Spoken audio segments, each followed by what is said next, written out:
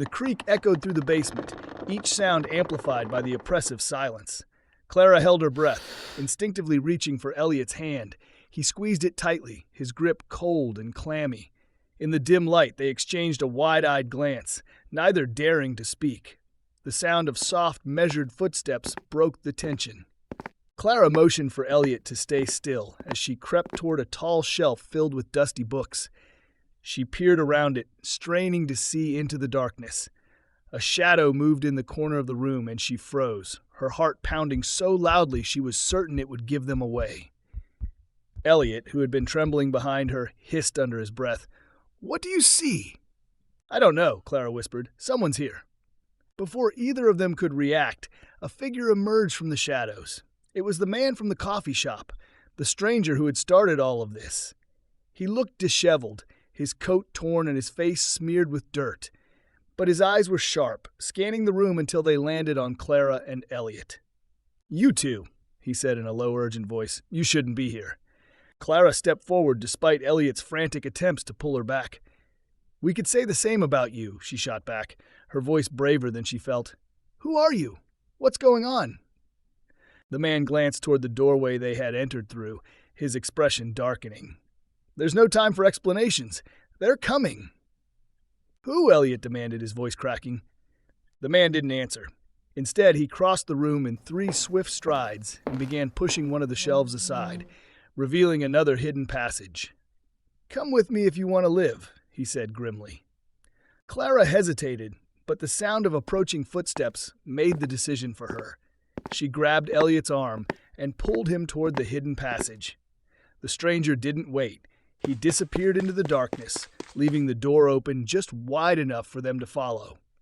Clara pushed Elliot ahead of her, and with one last glance over her shoulder, she stepped into the passage and shut the door behind her.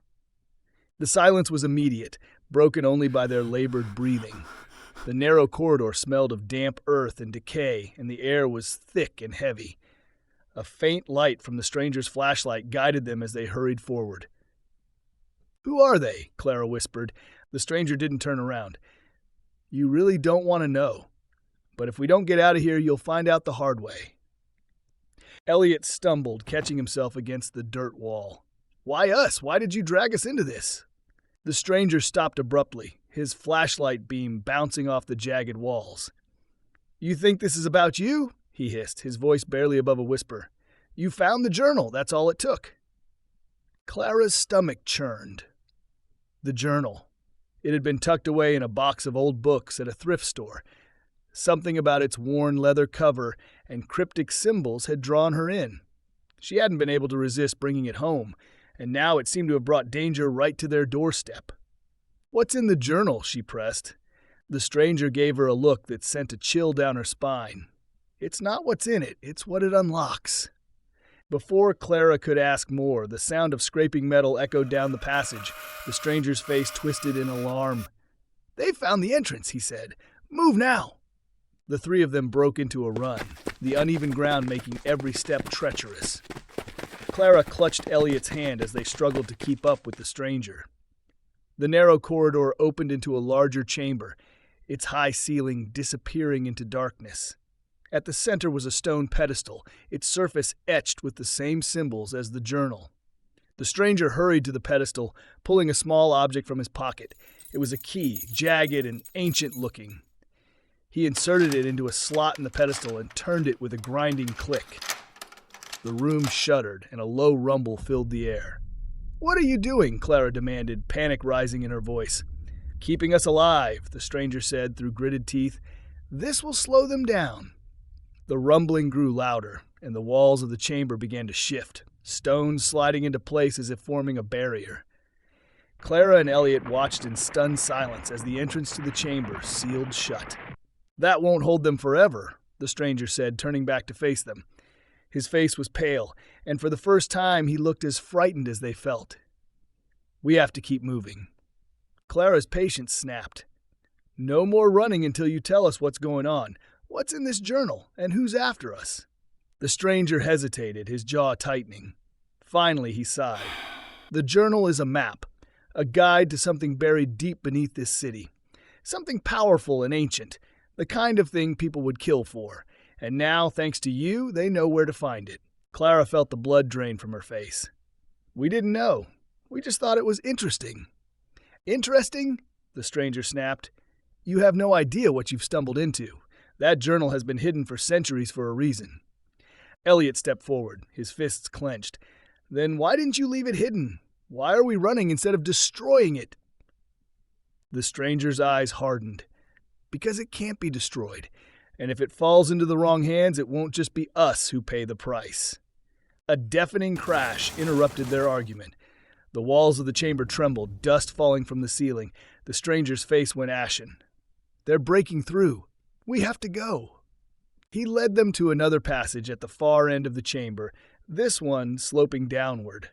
Clara's legs ached, but adrenaline kept her moving. The passage seemed to stretch endlessly, the air growing colder with each step. Finally, they emerged into another chamber, smaller and more contained. A massive door loomed before them, carved with intricate patterns and symbols that glowed faintly in the dim light. The stranger approached the door, his expression grim. This is it. What is it? Clara asked, her voice shaking. The seal, he said. It's what the journal leads to, and it's what they want. Elliot stared at the door, his eyes wide. What's behind it? The stranger didn't answer right away. When he did, his voice was barely audible, something that was never meant to be unleashed. Clara's heart pounded. Then we can't let them have it. The stranger nodded. That's why we're here, to stop them. As he began working on the seal, Clara and Elliot exchanged a nervous glance. Whatever was behind that door, they were about to become part of a fight far bigger than themselves. The sounds of pursuit grew louder behind them, and Clara knew they had no choice but to see this through. The rumble of pursuit echoed louder, as if the walls themselves carried the sound closer. Clara could feel her pulse racing, her breath coming in quick, shallow gasps. Elliot shifted nervously beside her, his fingers twitching as he watched the stranger work on the seal. The door's intricate carving seemed alive, pulsing faintly with an inner glow. Symbols flickered and shifted as though responding to the stranger's touch. He muttered under his breath, his fingers deftly moving across the surface as though deciphering a puzzle only he could see. What happens if they catch us? Clara asked, her voice tight with fear. The stranger didn't look up. They won't.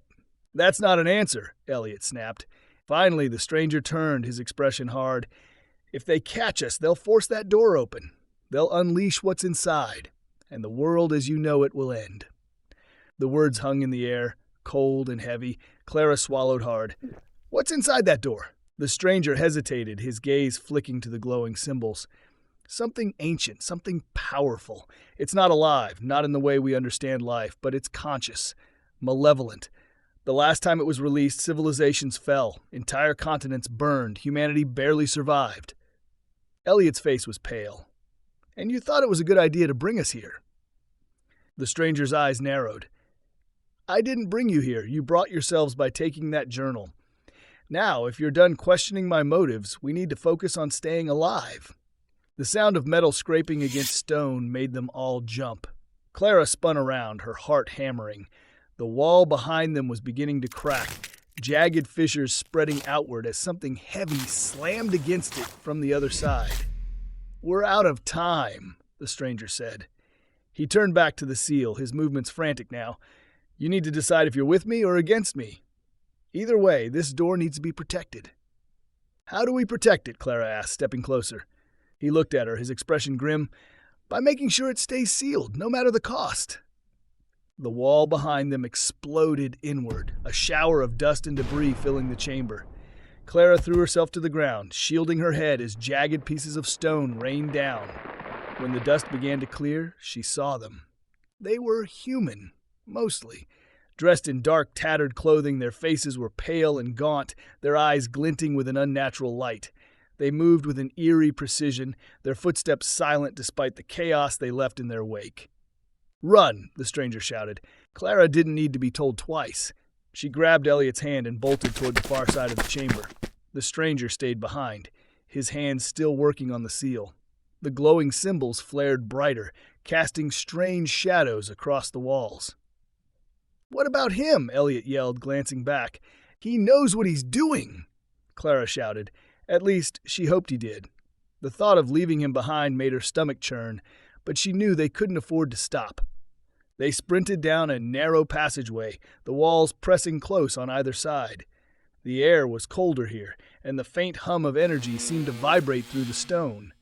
Clara's lungs burned, her legs screaming in protest, but she forced herself to keep going. Behind them, the sound of pursuit grew louder. The creatures moved impossibly fast, their distorted voices echoing through the tunnels. Clara risked a glance over her shoulder and immediately regretted it.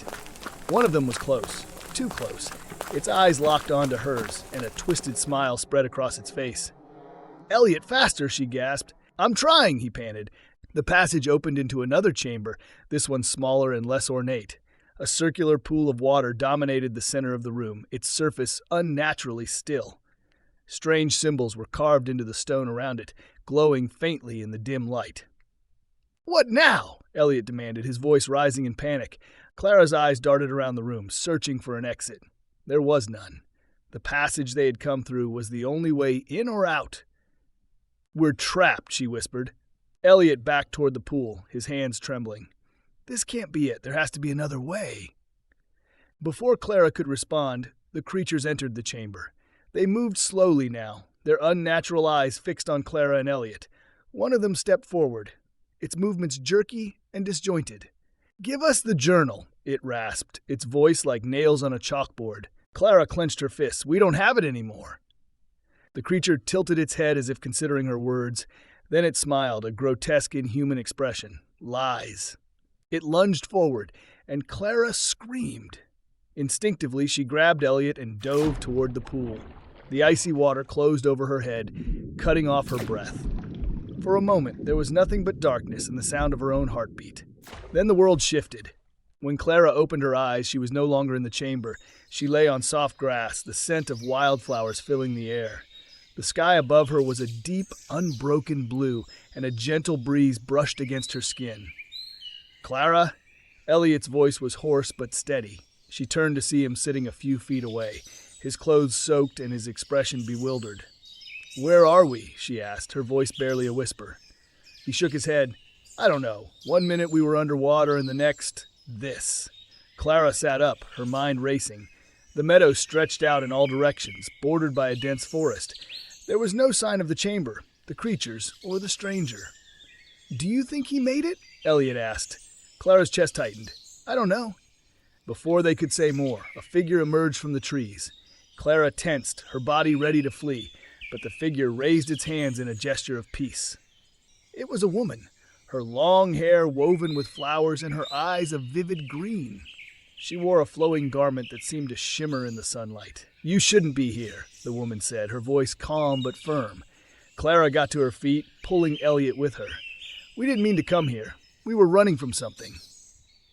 The woman nodded, her expression thoughtful. "I know what you were running from, and I know what you carry." Clara's stomach dropped. "The journal?" The woman stepped closer, her gaze piercing. "It's more than a journal. It's a key. And now that you've activated it, there's no going back." "Activated it?" Elliot repeated, his voice rising. "We didn't activate anything." The woman's expression softened, but there was no mistaking the gravity in her voice. "By opening that door, you set things in motion, forces that cannot be undone. The balance has been disturbed, and those who pursue you will stop at nothing to claim what you carry." Clara's mind raced. "Can you help us?" The woman hesitated, then nodded. "I can guide you, but the path ahead will be dangerous. If you wish to survive, you must trust me." Elliot glanced at Clara, his eyes wide with fear. "Do we have a choice?" Clara shook her head. "Not really." The woman smiled faintly. "Then follow me, and whatever happens, do not stray from the path." As they followed the mysterious woman into the forest, Clara couldn't shake the feeling that their journey was far from over. The journal's weight seemed heavier than ever, and the questions swirling in her mind remained unanswered. But one thing was certain. Their fight to protect the seal was only beginning.